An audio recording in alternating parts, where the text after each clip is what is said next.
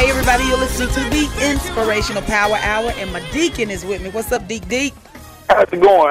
What's the business? Not much. What's going on? I just been doing a little traveling, a little here and a little there, just seeing a little different things going on. Like what? Well, for instance, I think I done came up with something that, it probably bothers a lot of people, but you really don't think about it. And it's funerals. Okay. Not that you don't think about funerals, but I don't think we really think about how the funeral people putting us to work. Okay, putting us to work how? You go down there, you set up the funeral, you get everything situated, everything's tight, you know what day the funeral is going to be, get the clothes, you got to go get the clothes and bring them down there. Okay. At the funeral, you got to pick out 6 of your people to be pallbearers. Yeah. Some people at the funeral trying to get their mind right, and now you want to make them carry the body. Oh. And keep in mind now, we done paid them about $15,000, $20,000 or better for a funeral. At least they could bring their own pallbearers. We have to usher.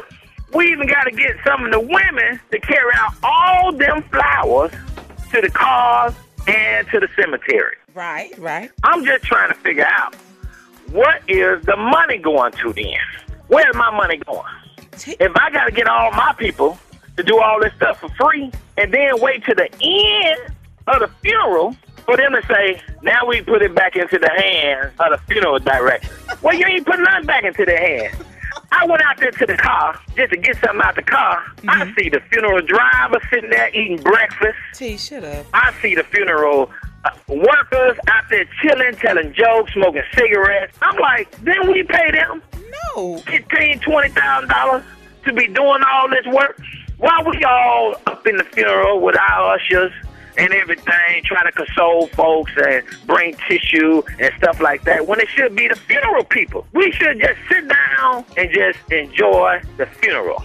Well, I mean, you know what? I guess I can see what you're saying, but you have the cost of dealing with the, remains. We're just going to say that. I mean, I don't want to do it. Do you? I want to do it, but I know. I done been at some funerals where, you take them out there to the cemetery and ain't even nobody out there.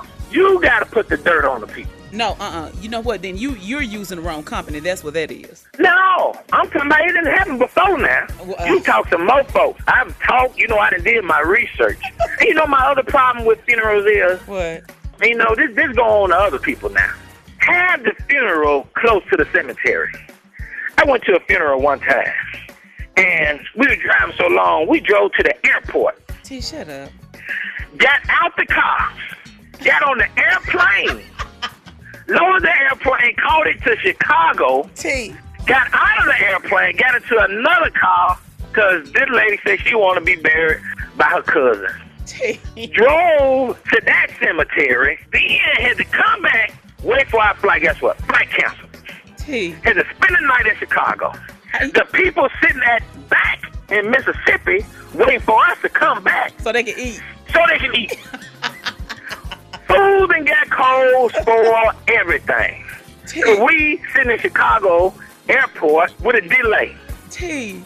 All I'm saying is, you might not have to go that far, but some of these cemeteries be a little far off from where the church having the funeral at. Right, yeah, that is true. Sometimes I think because, you have the families that do have their plots, I guess you can say, together. And, some families, they do want to be kept together and different things like that. But, a lot of that, especially with the flower girls and the pallbearers and all that kind of stuff, it's symbolic. Symbolic to what? It's it symbolic ain't symbolic to my checkbook. No, that's what it ain't symbolic to. All right. No. All right. Thank you, Deacon T. No problem. And always remember. What? The nursery is open. To every